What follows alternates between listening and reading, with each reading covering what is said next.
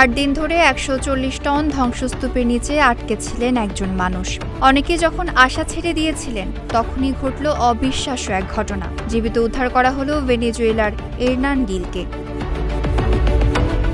গত 24 জুন ভেনেজুয়েলায় আঘাত হানা জোড়া ভূমিকম্পে ধসে পড়ে একটি ভবন। সেই ধ্বংসস্তূপের নিচে আটকে পড়েন এরনান গিল। তার অবস্থান শনাক্ত করার 100 ঘন্টারও বেশি সময় পর টানা উদ্ধার অভিযান চালিয়ে 140 টন ধ্বংসস্তূপ সরিয়ে তাকে জীবিত বের করে আনেন উদ্ধারকর্মীরা।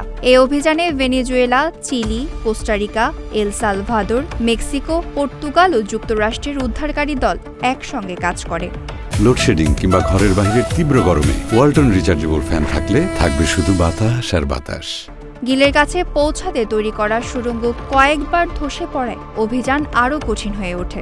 অবশেষে বুধবার রাতে তার সঙ্গে সরাসরি যোগাযোগ করা সম্ভব হয়। উদ্ধারের সময় গিলের একটি চোখ রক্তবর্ণ ছিল এবং মুখে মাস্ক পরা ছিল।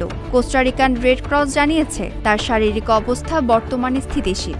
তাকে পানি ও ইন্ট্রাভেনাস ড্রিপ দেওয়া হয়েছে।